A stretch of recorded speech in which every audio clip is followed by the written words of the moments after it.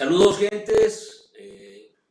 Un gustazo nuevamente tener la oportunidad de poder compartir con ustedes. Vamos a tocar un tema ahora de coyuntura, fundamentalmente de coyuntura, que está relacionado a una fecha especial para la clase trabajadora, y hablamos del 1 de mayo. Ya el próximo lunes se conmemora un nuevo 1 de mayo, fecha en que todos, bueno, trabajadores, organizaciones sociales, organizaciones sindicales y toda una gama diversa de salvadoreños y salvadoreñas, y no solo a nivel del país, sino a nivel mundial, se convocan para trasladar un mensaje de reivindicación.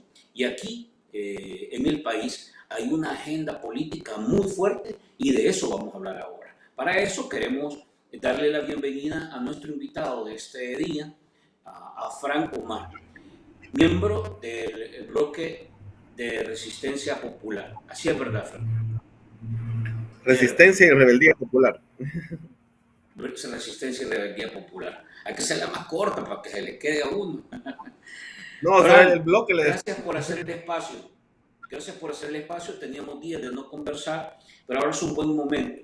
Vamos a hablar de las agendas que motivan esa convocatoria de este 1 de mayo. Hay una dinámica muy fuerte sobre los temas políticos, sobre los temas sociales, el tema de la seguridad, pero sobre todo mucha preocupación en dos áreas que para la gente está sintiendo de manera directa en su hogar: el empleo y el costo de la vida. Entonces, yo creo que hay muchos temas sobre los cuales ahora hay una motivación, hay un sentido común de convocatoria para este 1 de mayo. Frank, ¿cómo está la agenda del 1 de mayo? Y qué es lo que, porque ya hemos visto convocatorias públicas de las distintas organizaciones invitando a los salvadoreños a participar en este día, digamos, conmemorativo. Bueno, primero agradecer por el espacio que nos dan para poder dar a conocer nuestro trabajo y toda nuestra agenda de lucha que como bloque estamos desarrollando. Ustedes saben, ya tenemos ya un par de años de estar haciendo todo un trabajo organizativo para concientizar al pueblo. Y en ese sentido, una de las principales acciones que nosotros y nosotras desde el bloque desarrollamos para generar conciencia son las movilizaciones, son las acciones de calle, que han ido siendo, en la medida en que se han ido cerrando los espacios democráticos en este país, ha ido siendo las movilizaciones de calle las principales acciones que nos permiten a nosotros dar a conocer nuestros planteamientos. ¿Ve? En ese sentido, el 1 de mayo, que es una actividad conmemorativa, se conmemora el Día Internacional de la Clase Trabajadora. Esto en el sentido de conmemorar a los mártires de Chicago, que fueron asesinados, por cierto, por el gobierno de Estados Unidos, fueron condenados a muerte, acusados de crímenes que no cometieron. Más bien estas personas fueron ejecutadas por exigir el cumplimiento de sus derechos, pues por exigir las 8 horas laborales, por exigir mejores condiciones laborales. En ese sentido, nosotras y nosotros desde el bloque, conmemorando este hecho, creemos nosotros que la forma efectiva para conmemorar a nuestros mártires es también denunciando lo que está sucediendo en nuestro país actualmente. Y ya son varios puntos que nosotros y nosotras desde el bloque hemos consensuado, vinculados a las exigencias de la clase trabajadora en la que todos y todas estamos vinculados, eh, poder denunciar una serie de retrocesos que han habido y también poder proponer como fuerzas políticas activas, como fuerzas sociales que constantemente denunciamos, poder proponer una serie de soluciones desde el movimiento popular para resolver la situación de nuestro país. Entonces, lo que estamos pensando es que este 1 de mayo a las 8 de la mañana vamos a concentrarnos en el Parque Cuscatlán. Esta ha sido ya un punto de referencia para el bloque de resistencia y rebeldía popular. Estamos haciendo un gran esfuerzo para poder concentrar, digamos, a la gente que es representante de las distintas organizaciones, y no solamente a las organizaciones que pertenecen al bloque, que son 34 agrupamientos, 34 colectivos, y dentro de algunas de estas organizaciones también hay otras organizaciones que son parte del bloque de resistencia. También, aparte de estas 34, estamos generando una coordinación con otros espacios como la Alianza Nacional El Salvador en Paz, que anteriormente salían de otro punto. Hemos logrado llegar a un acuerdo, a un consenso, no solamente del punto de salida, sino también de una agenda común que tenga a su base la denuncia de los problemas fundamentales que aquejan a la sociedad salvadoreña actualmente. ¿Cuáles son esos temas que más se están priorizando en el marco de este 1 de mayo? ¿Cuáles son esos temas que desde la lógica, desde la perspectiva y del análisis de ustedes como parte de las distintas organizaciones vivas del país están asumiendo como bandera, digamos, este 1 de mayo? Bueno, uno de los puntos es el tema de la denuncia sobre los despidos masivos que han habido, y sin ningún tipo de garantía para muchos trabajadores y trabajadoras, principalmente del gobierno. Hasta este momento, según los datos oficiales, hay un aproximado de 19,000 personas despedidas desde el 2019 hasta la actualidad, incluyendo a mujeres embarazadas y a trabajadores con discapacidades. Y a pesar de que en muchos de los casos ha habido denuncias de los sindicatos del sector público sobre este tipo de abusos, la lógica de los despidos no ha cesado. En enero de este año se perdieron aproximadamente 5,670 empleos, y muchos de estos empleos también pertenecientes del sector privado, como el caso de las maquilas. Entonces existe una lógica desde el gobierno, por cierto, de los despidos masivos como los que ya hemos estado hablando, pero también existe una dinámica de la pérdida de empleos en el sector privado. Entonces, este es uno de los temas que nosotros estamos denunciando para este 1 de mayo. Otro de los temas también que estamos denunciando es el alto costo de la vida, y sin ningún tipo de medidas gubernamentales para enfrentar la situación crítica que está viviendo la población salvadoreña. Según datos que nosotros y nosotras tenemos, los alimentos hasta este momento, desde el 2019 hasta la actualidad, se han encarecido prácticamente un 30%. Y estamos hablando de los productos básicos para el sostenimiento de la vida y de la cotidianidad de la población salvadoreña. De esta misma manera, así de cara también está la salud, con un mal servicio público que ha significado un grave retroceso respecto a los avances que habían habido en los gobiernos anteriores. La educación también ha disminuido,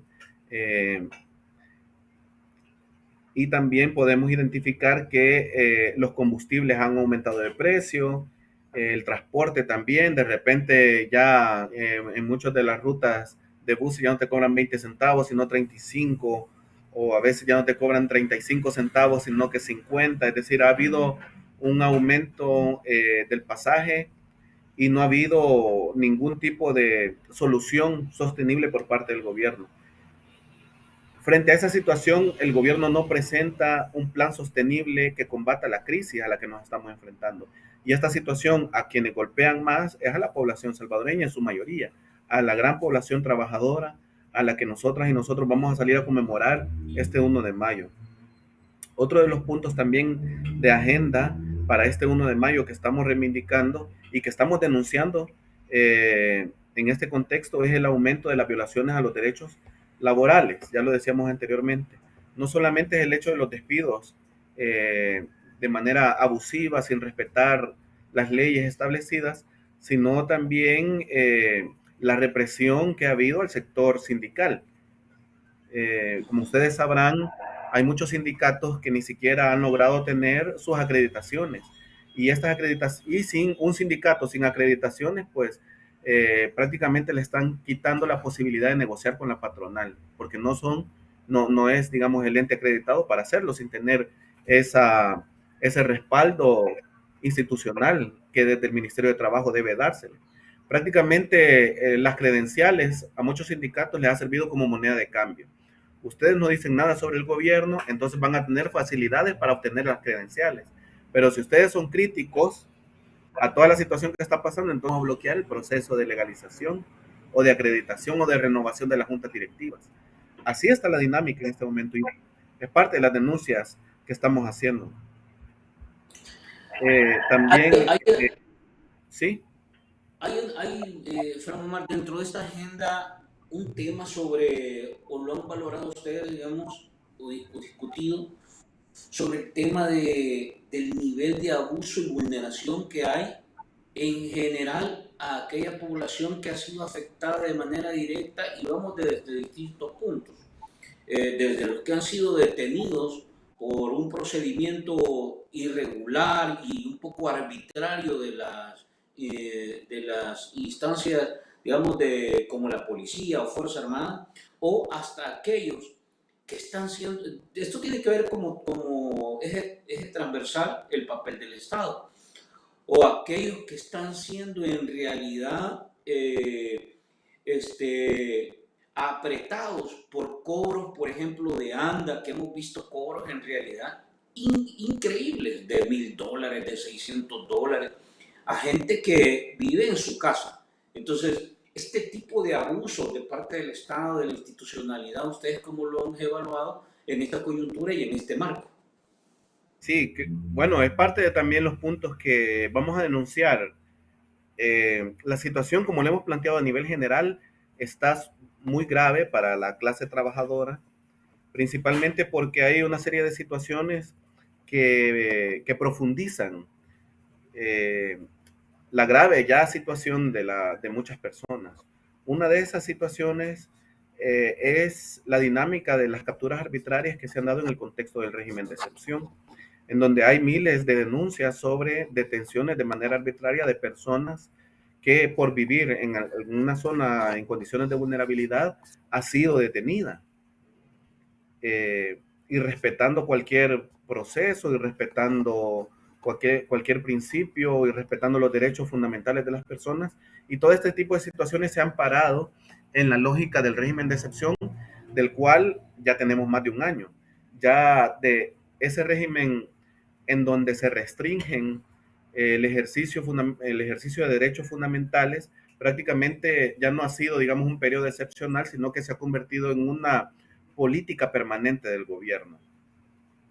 Y esta situación golpea mucho también a los sectores populares, porque no solamente es el hecho de la detención arbitraria, que en sí ya representa un abuso, sino también el costo que esto genera para sus círculos familiares.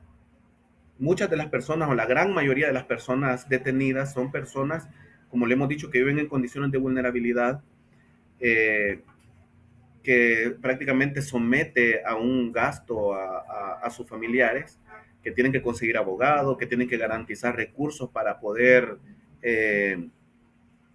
sostener a las personas dentro de los centros de detención.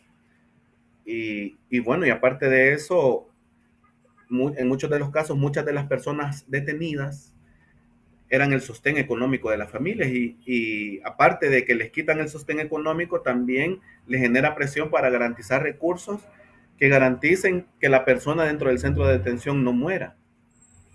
Entonces sí es una situación que golpea gravemente a la población salvadoreña todo este tipo de abusos. Y a pesar de que incluso ha surgido el movimiento de víctimas del régimen que constantemente ha denunciado todo este tipo de situaciones, no existe hasta este momento, ningún indicio de que la lógica del gobierno en esta dinámica represiva se vaya a detener. Y nosotros ponemos en duda el hecho de que el régimen de excepción haya servido para detener la delincuencia en el país, principalmente porque han habido datos periodísticos o noticias que se han planteado en donde han capturado a líderes de grupos delincuenciales que estaban supuestamente detenidos en el país y han sido capturados en otro lado. Al parecer, todo ese tipo de situaciones es parte de un acuerdo, de un pacto que ha existido o que existe de este gobierno con los grupos delincuenciales para la disminución incluso del cometimiento de delitos en algunas zonas, ¿verdad? Y el régimen de excepción, en todo caso, ha servido para impulsar sus políticas represivas en el territorio.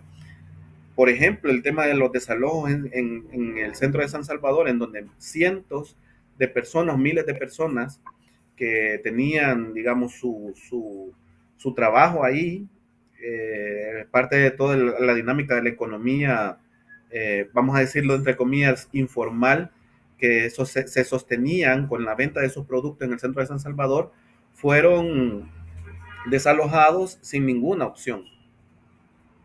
Y la amenaza fue, bueno, miren, si ustedes no se van, entonces les vamos a aplicar el régimen de excepción, y la gente quedó con miedo y entonces ya no hubo oportunidad ni siquiera de buscar una alternativa. Y esto profundiza la situación de crisis y de empobrecimiento de la sociedad salvadoreña. Entonces, todo este tipo de elementos son parte de la situación que estamos viviendo, que golpea a la población salvadoreña, y que a partir de toda esta dinámica es necesario movilizarse, denunciar, eh, superar toda esta política de miedo impuesta por este gobierno y salir a las calles, pues. Una nueva convocatoria, Fran, digamos que se encuentra en un momento clave. Estás hablando que básicamente será como uno de los pocos espacios que todavía quedan para que se pueda escuchar desde la calle, desde la calle, como se dice, esa voz, esa demanda, antes del nuevo proceso electoral. ¿Tú crees que este tipo de mensajes de las organizaciones sociales y de aquellos que responden a esta convocatoria inciden o pueden incidir un poco en ir abriendo los ojos, en ir calando en la percepción de la gente sobre la dinámica y cómo se está moviendo el país? Claro que sí. Creemos que las movilizaciones, las denuncias constantes y todo el trabajo de concientización que el movimiento popular ha hecho, porque es el movimiento popular el que ha asumido prácticamente esta tarea, han sido las organizaciones populares en la calle, en sus comunidades, las que han asumido la tarea de concientizar y de despertar a este pueblo, que, que a partir de toda esta lógica de persecución, de toda esta lógica de las campañas de mentiras y de atemorización hacia líderes, ha sido el movimiento, no ha sido ningún otro esfuerzo, ningún otro partido, ningún otro espacio, es decir, ha sido el movimiento el que ha tomado las riendas para poder denunciar los abusos que se han cometido. Y claro, nosotros también en la calle medimos de alguna manera el impacto que va teniendo las actividades que hemos ido desarrollando. Y desde el 2021, en donde surge el bloque y las organizaciones empiezan a denunciar todos estos abusos, hasta este momento ha habido un salto de calidad, podríamos decirlo, no solamente en el contenido de las denuncias, sino en la cantidad de gente que se va sumando y va perdiendo el miedo y va denunciando en la calle lo que está sucediendo. También vemos reflejado, ha habido una encuesta, si ustedes, la última encuesta de la Universidad Francisco Gavidia, ha dado a conocer de que ha disminuido también el apoyo a este gobierno, ¿verdad? Y eso no es de la nada. Existen diferentes factores determinados que el apoyo vaya en disminución. Y uno de esos factores es la denuncia constante que el movimiento popular ha asumido, aparte de otros elementos. Así que creemos que es importante, que estamos por el camino correcto y que vamos a seguir haciendo este tipo de actividades hasta que logremos transformar la situación de este país, hasta que en este país ya no exista impunidad y que los procesos judiciales se respeten, que no se encarcele a personas inocentes solo por vivir en condiciones de pobreza, que se respeten los derechos laborales de las personas que con mucho esfuerzo pues han conseguido un empleo, ¿verdad? Y que en muchas de las ocasiones solo por pensar como piensan han sido despedidos y son perseguidos, incluso detenidos en muchos de los casos, ¿verdad? Ahora tenés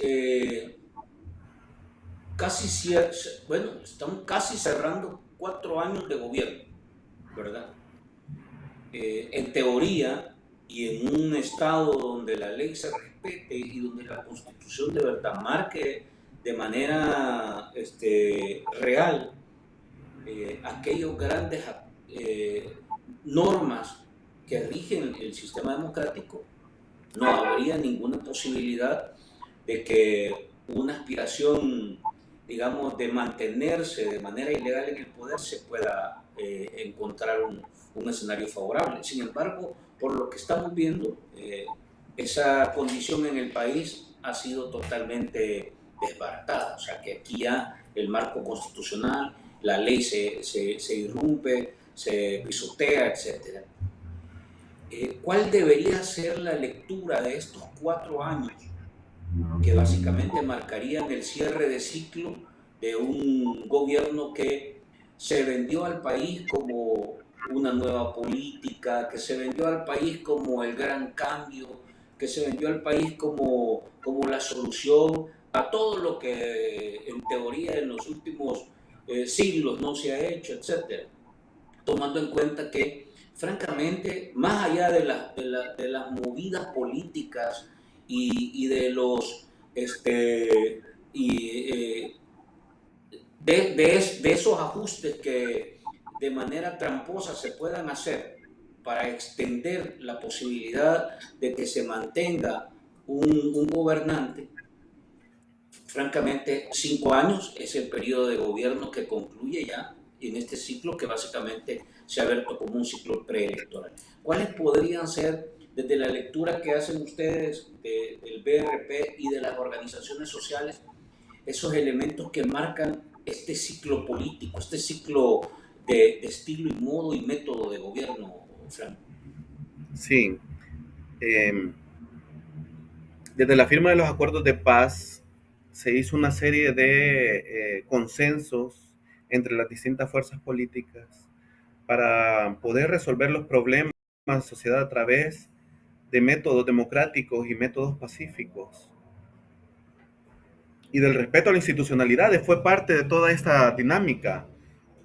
El tema de haber firmado los acuerdos de paz, de haber llegado a un acuerdo que permitía incluso de que la fuerza que históricamente había sido perseguida y reprimida como la izquierda salvadoreña, y que a partir de toda esa represión y toda esa persecución que se dio en décadas anteriores en el contexto de las dictaduras militares, que ellos, que las fuerzas políticas de izquierda se hayan posicionado y hayan librado una guerra heroica para garantizar el respeto de los derechos fundamentales y principios democráticos en este país, ha sido uno de los mayores logros que el pueblo salvadoreño ha hecho. Sin embargo, la dinámica de este gobierno, y esta es un poco la valoración que hacemos, ha venido en la lógica de romper con toda esa apertura democrática que se abrió con la firma de los acuerdos de paz, y está en la lógica de hacer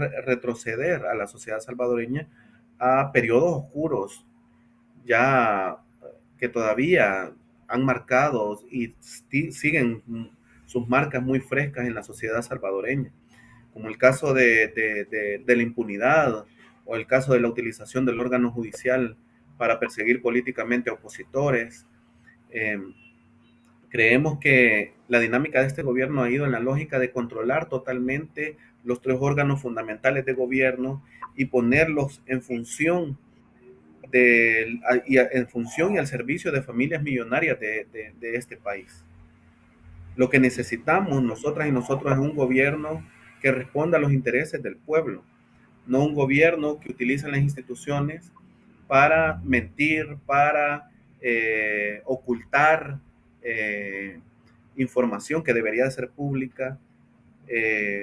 No un gobierno, el pueblo no necesita un gobierno que vaya en la lógica de hacernos revivir aquellos periodos de dictadura que con mucho esfuerzo al pueblo salvadoreño en su lucha logró superarlos.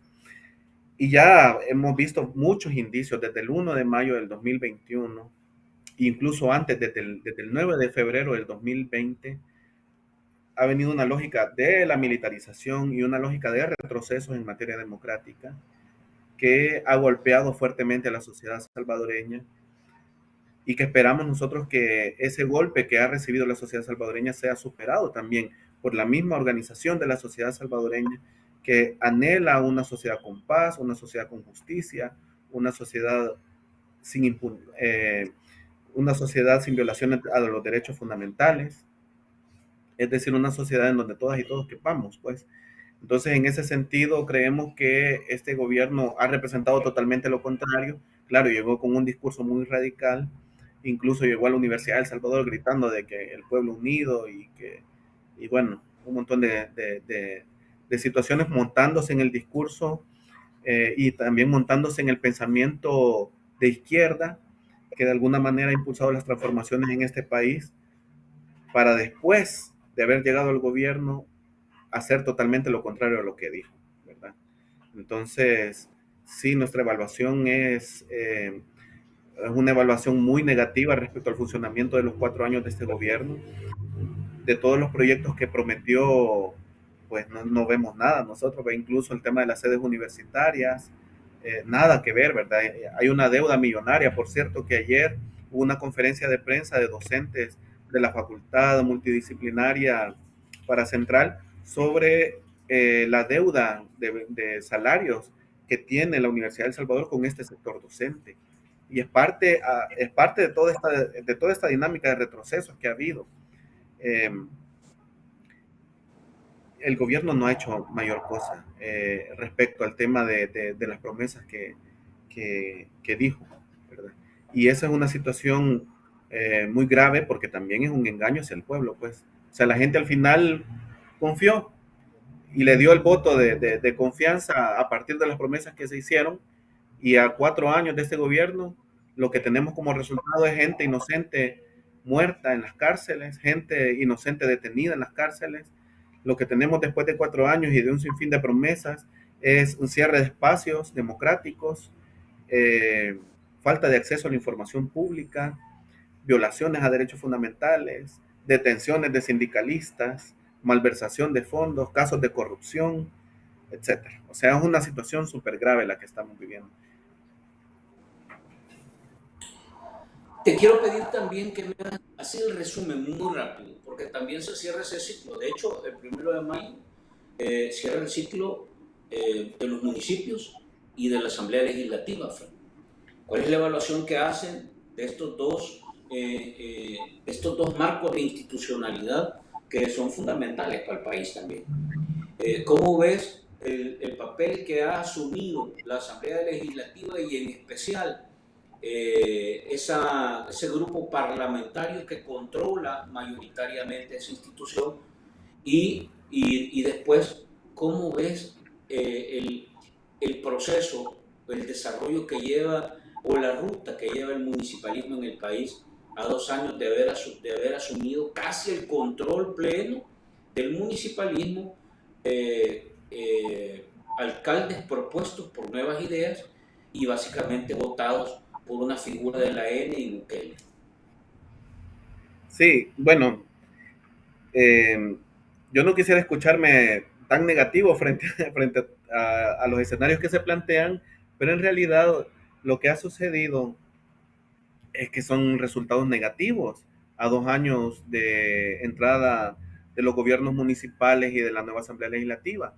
Lo que tuvimos de bienvenida en la Asamblea Legislativa del 2021 fue la destitución de los magistrados de la Corte Suprema de Justicia, específicamente los magistrados de la Sala de lo Constitucional, ¿verdad? Que a partir de que representaban un peligro para este gobierno, por el control que estaban ejerciendo, por el ejercicio de contrapeso que estaba ejerciendo, incluso en el contexto de las medidas que se habían tomado en la pandemia, eso representó una amenaza fuerte para este gobierno, y lo primero que hizo la Asamblea Legislativa fue destituirlos de manera ilegal.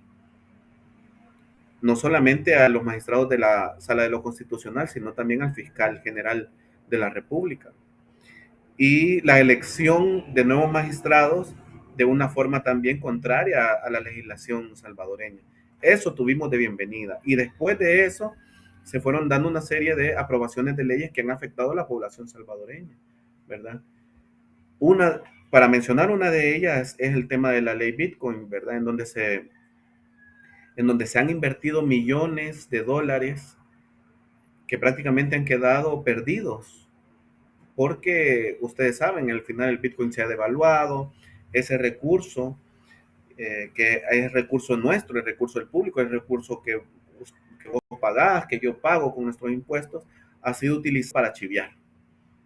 Y la consecuencia de eso es que con ese dinero pudo haberse resuelto muchas necesidades de poblaciones que ahora están en condiciones de vulnerabilidad, y resulta de que no, que mejor se prefirió utilizar ese dinero para chiviarlo, ¿verdad? Y hay una ley, por cierto, que se aprobó en la Asamblea Legislativa que avaló el uso de esos recursos, para mencionar una de tantas leyes que se han aprobado. Al final, tampoco existe un debate objetivo. Si nosotros vemos lo que publican en las cuentas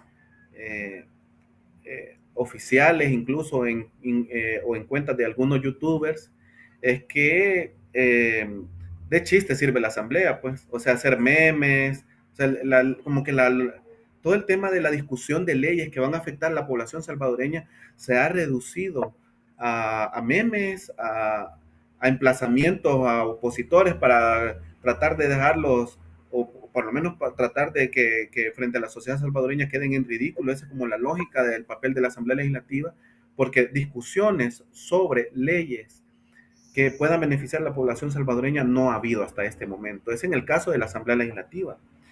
Y en el caso de las municipalidades también podemos ver serios retrocesos. Uno de esos fue la eliminación del FODES, que no solamente, o sea, que al final se justificó la eliminación del FODES porque se decía que se robaba y que no sé qué. Siempre puro chambre, porque las investigaciones, o sea, no hay criterio investigativo aquí para comprobar de que lo que se está afirmando es cierto o es falso. Aquí se dice algo desde las cuentas oficiales y toda la gente dice, no, sí es cierto que los gobiernos municipales robaban. Ajá, pero ¿dónde está investigado eso? Existen procesos abiertos desde la Corte de Cuentas para afirmar lo que se está diciendo. Bueno, ese chambre justificó el cierre del FODES, y mucha gente que era beneficiaria de becas, de proyectos productivos que se impulsaban desde las municipalidades, se cerraron, pues, y perdieron esa oportunidad.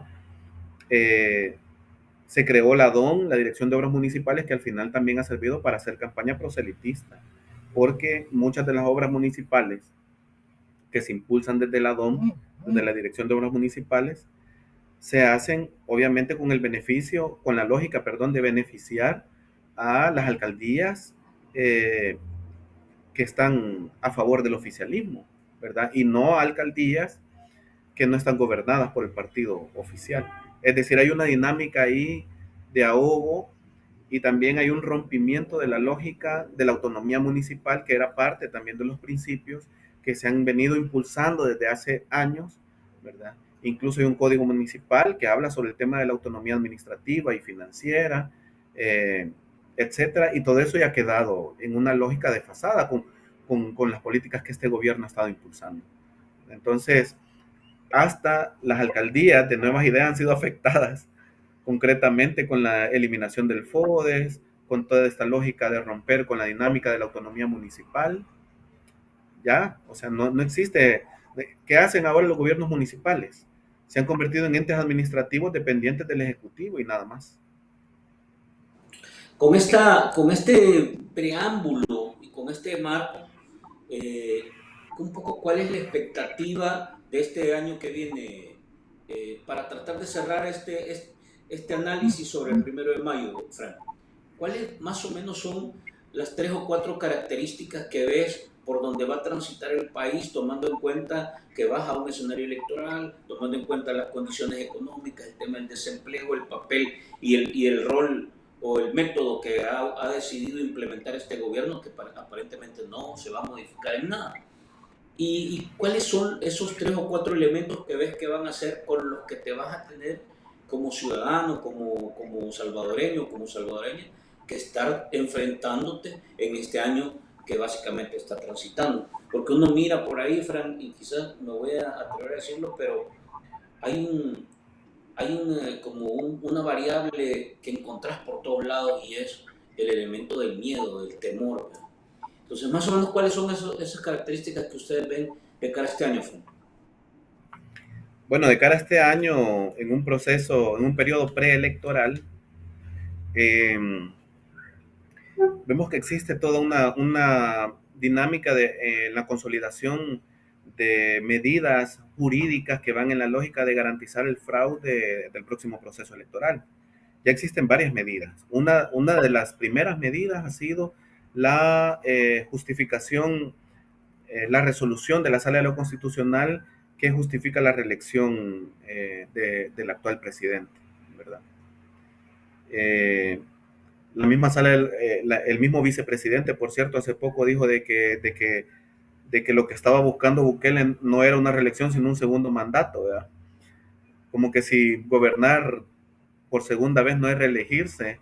O sea, hay una lógica de manipulación ahí que con el ánimo de tergiversar lo planteado en la Constitución se plantea cualquier barrabasada, ¿verdad? Entonces, bueno, pero ese planteamiento, esa lógica, esa estrategia desde el ámbito jurídico que se abrió con la resolución de la Sala de lo Constitucional. Posteriormente hubo una reforma, bueno, una aprobación de la ley del voto en el exterior, con muchos vacíos y con muchas incertidumbres también, y un control del organismo colegiado del Tribunal Supremo Electoral, que ha venido también legitimando la actuación de prácticamente del Ejecutivo. Y la última reforma que ha habido al Código Electoral sobre el tema de la modificación del proceso electoral, incluso en meses previos al proceso electoral, ¿verdad? O sea, no está determinado cuánto tiempo incluso puede haber modificaciones en el proceso. Eso te da indicios claros de la lógica de la composición del fraude que se está planeando para el próximo año, desde el ámbito jurídico, desde el ámbito legislativo, ¿verdad? Pero aparte de eso, también la lógica del miedo con la imposición del régimen de excepción y otro tipo de medidas de persecución política es parte también de esa dinámica que va a sostenerse en el contexto preelectoral. Las acusaciones falsas sobre algunos dirigentes políticos, como lo que ha sucedido ya con varios dirigentes políticos exfuncionarios, que a partir de acusaciones han tenido que guardar prisión por más de un año sin habérseles demostrado que han cometido dicho delito, ¿verdad? Está el caso, por ejemplo, de las personas detenidas en el caso Monarca, en donde a pesar de toda la presentación de pruebas y todo el papel que ha jugado la defensa para demostrar la inocencia, han siguieron una lógica de detención, violentando totalmente los procedimientos establecidos en el Código Procesal Penal. Y esa es una dinámica que va a continuar, que nosotros creemos que va a continuar.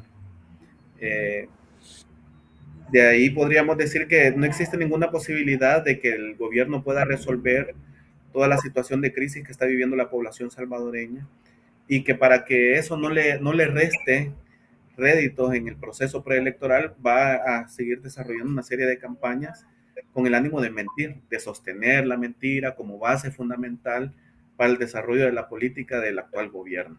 Entonces es la consolidación del aparato jurídico en función del proceso electoral fraudulento, la lógica de la persecución política y la intimidación a los opositores y a la población salvadoreña, y la lógica de la mentira desarrollada desde las campañas propagandísticas y de las distintas personas que trabajan en las redes sociales para el gobierno, que están en la lógica de decir de que aquí vivimos en el país de la eterna sonrisa, cuando no es así.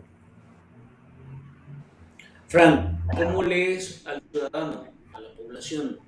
Hay encuestas, hay datos, hay análisis, hay valoraciones, hay opiniones de una percepción más del territorio, o sea, hay una cantidad de elementos que uno escucha de la lectura y la mirada que la población está haciendo sobre el país y sobre todo este tipo de cosas. Una buena parte dice que la gente sigue aplaudiendo, y otra parte dice que la gente empieza a resentir todas estas medidas, la práctica de abusos, los resultados, la invisibilidad o desarrollo de obras, el manejo irregular de los recursos, etcétera.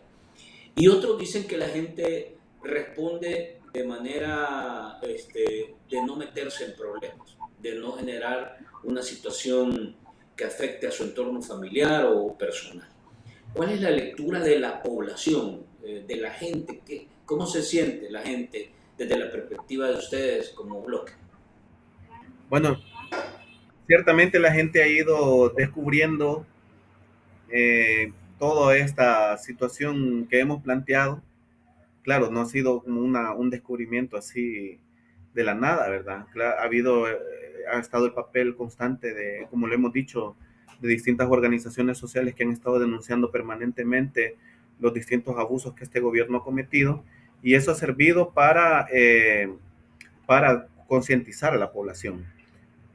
También podemos decir que la población salvadoreña, a pesar de toda esta situación, creemos nosotros que no, siento que no, y esa es una percepción que nosotros creemos, no ve alternativa. Eh, la alternativa hay que construirla, y la alternativa se construye en torno a consensos y acuerdos entre las distintas fuerzas políticas que nos van a permitir a nosotros y a nosotras pues demostrarle al pueblo salvadoreño la esperanza que existe eh, frente a una situación tan complicada. Fíjense que hasta este momento, pues la población salvadoreña, que es la que más sufre, mira como opción, como una de las opciones más efectivas, es irse del país.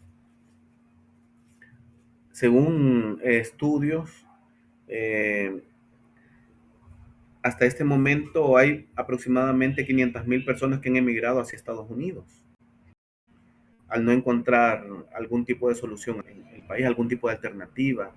Nada, lo primero que dice la gente es, bueno, irse. La gente está abriendo los ojos y está sufriendo en carne propia los retrocesos de los cuales somos todos y todas víctimas. Pero no se ve ninguna alternativa frente a esa situación.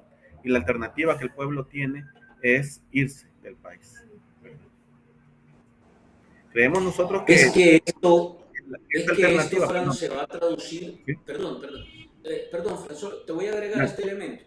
¿Ves que esta lectura, esta mirada de la gente se pueda traducir en un equilibrio o balance que mueva los números electorales, Fran? Esperamos que sí. Esa es nuestra esperanza, ¿verdad? Que al final toda esta apertura de conciencia y toda esta lógica de lucha que se ha venido desarrollando en las calles permita cambiar la correlación para de alguna manera ponerle un freno a toda esta situación que estamos viviendo. Esa es nuestra esperanza. Claro, el gobierno también no sabe que esa esperanza nuestra es una amenaza para ellos y está preparando condiciones Sí. para que esa amenaza hacia ellos no se cumpla. Entonces la labor nuestra es seguir denunciando, seguir planteando todo este tipo de situaciones que están afectando a la población y bueno, y romper con esa lógica y con esa dinámica de miedo. Voy a cambiarte de tema un poco, pero quiero tu reacción sobre algunos aspectos que hemos estado viendo estos últimos días. Ya te referías a uno, pero quiero que de manera puntual me hagas una valoración. Me refiero al vicepresidente de la República, al vicepresidente Félix Ulloa. Apareció recientemente con otra interpretación cada vez menos presentable, por decirlo así. Ahora, ya tú lo mencionabas, ¿cómo ves que esta figura del vicepresidente, que en teoría, tú te recuerdas, fue el encomendado para proponerle al país una reforma a la Constitución, ha terminado en este tipo haciendo este tipo de papel que hemos visto, digamos, en los últimos días? ¿Cómo ves ese tipo de manejos y esa interpretación que se está haciendo ya totalmente deforme de la Constitución? Pues lastimosamente, lo digo por el padre del vicepresidente, ¿verdad? Que el rector mártir Félix Ulloa, luchador, por cierto, y también coincidente con los intereses populares, y el hijo que es el actual vicepresidente esté jugando un papel como lo está haciendo, ¿verdad? Creo que es una situación que hay que analizar bastante a profundidad, principalmente sobre los retrocesos en el planteamiento académico y en el planteamiento jurídico que se está haciendo, ¿verdad? Para nosotros es prácticamente una payasada lo que se está planteando. ¿Cuál es la base jurídica, más allá de toda la retórica, para tratar de argumentar cosas que no se pueden argumentar y justificar acciones que no se pueden justificar y que están obviamente claras en varios artículos de la Constitución respecto al tema de la reelección, digo, ¿verdad? Porque también el papel que ha jugado respecto a la justificación del régimen de excepción y de las capturas arbitrarias no es lo más científico, técnico, jurídico que podamos decir.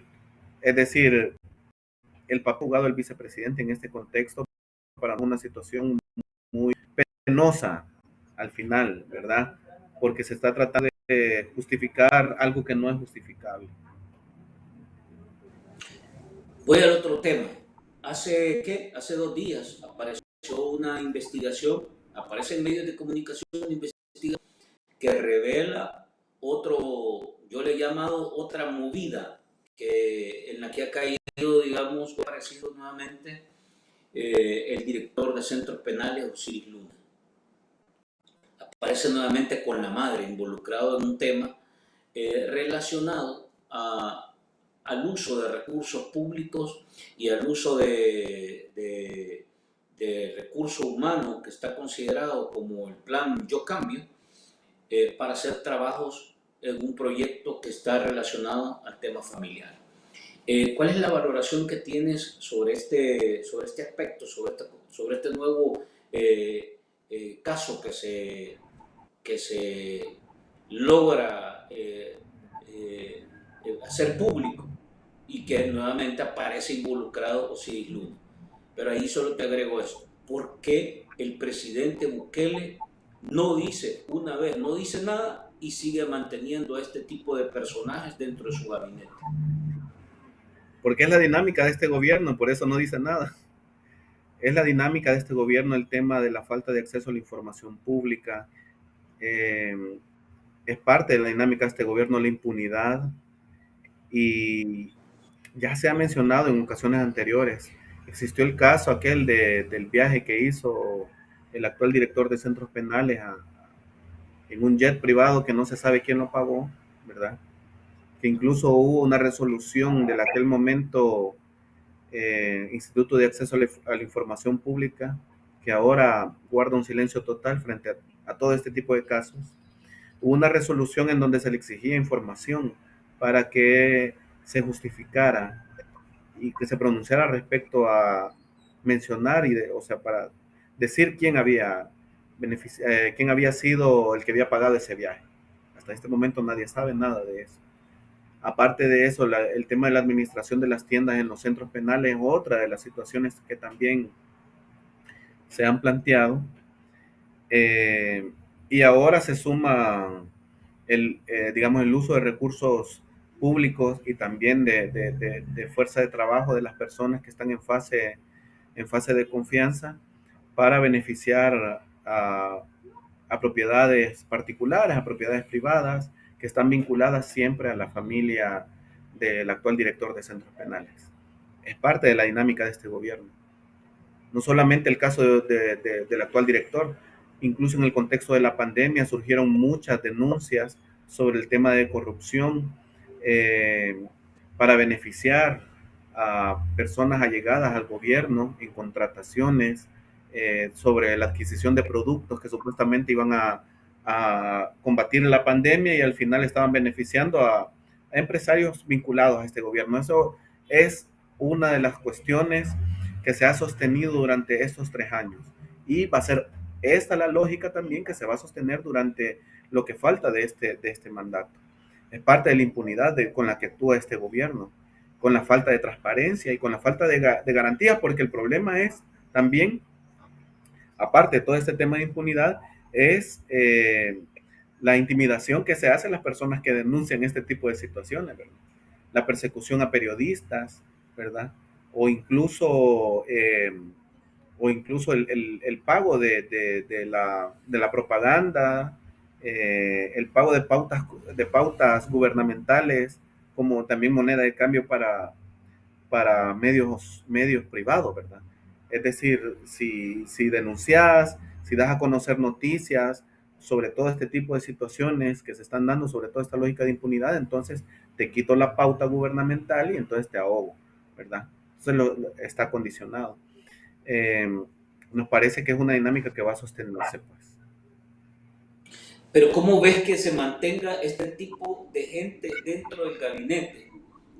Y lo más importante, que el presidente guarde silencio absoluto, sobre todo cuando lo hemos visto ofrecer que iba a meter preso al primero que agarrara un centavo, que iba a combatir la corrupción venga de donde venga. O sea, hemos escuchado cualquier cantidad de ofrecimiento y que termina siendo pura demagogia y puro populismo. Pero que no diga nada ante este tipo de situaciones donde hay imágenes, videos, cosas concretas que no se pueden evadir.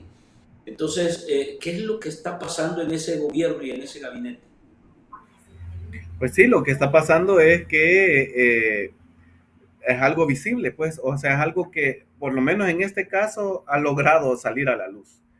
Eh, el silencio no es más que la complicidad en esta dinámica del uso de los recursos públicos y del uso de las instituciones del Estado para ponerlos al servicio de familias millonarias. Ya lo hemos dicho anteriormente, ¿verdad? O sea, a nosotros no nos sorprende el silencio del presidente porque al final él es el principal responsable de toda esta dinámica de corrupción, es el que ha promovido incluso esta dinámica de corrupción, ¿verdad? O sea, nosotros no creemos que él no es que no sepa, ¿verdad? No es que no pase nada. El problema aquí es que hay una lógica de complicidad frente a todos estos actos de corrupción que se están denunciando y que son demostrables, y que el silencio no es más que también parte de esta dinámica gubernamental para ocultar todos los casos de corrupción generalizados que se están dando, no solamente en el tema de esta institución, ahorita lo vemos, ¿verdad? Porque pues sí, era obvio con los uniformes con todo eso, ¿verdad? Que se demostró que existía o que existe el uso de recursos públicos en este caso específico para beneficiar a una familia, ¿verdad? Pero, y en aquellos casos que no logramos ver, ¿verdad? Que quedan ahí todavía muy difusos, seguro que con una investigación objetiva puede llegarse a escudriñar y va a salir muchas cosas que, bueno, cuando toda esta situación pase, cuando toda esta tormenta pase, van a salir a la luz muchas cosas que la sociedad salvadoreña va a sorprenderse de toda la dinámica que es viéndole como pueblo. Fran, para despedirnos, un llamado a la gente, a la clase trabajadora, a los sindicatos, a todos aquellos que tienen una razón y un motivo para salir a externar su mensaje, digamos, este próximo 1 de mayo. Sí, bueno, hacerle la invitación, agradecerle aquí al Barcito, que siempre nos da el espacio para nuestras posiciones, e invitar a la población, a los que nos ven a través de este medio, los que nos escuchan a través de este medio, a que salgamos a las calles, a que superemos el miedo, a que denunciemos y a que fortalezcamos la organización, que esa va a ser la garantía para defendernos y para cambiar las cosas en nuestro país. Así que muchas gracias. Gracias por tomarnos en cuenta, Franklin. Con gusto, maestro. Y nos vemos el lunes por ahí entonces, 8 de la mañana, Ahí nos vemos. Parque Tucán, hacia Plaza Libertad. Así es, ¿verdad? Plaza Cívica. Plaza Cívica. 8 de la Ahí nos vemos. mañana, Parque Cucatlán hacia Plaza Cívica. Todos Exacto. invitados. Y bueno, nos vemos el lunes entonces para conmemorar esa fecha tan importante del 1 de mayo. Nos vemos. A ustedes, gentes, una vez más, nuestro agradecimiento y abrazos para que continuemos siempre en este espacio de interacción y comunicación para analizar el país. Nos vemos a la próxima.